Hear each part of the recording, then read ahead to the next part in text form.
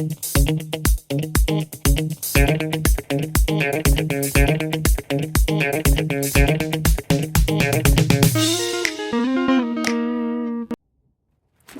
hi. Yeah, today there is a little bit of a perspective change happening, because sometimes the answers are in the details, you know. Will it be the case for the next question? Let's see.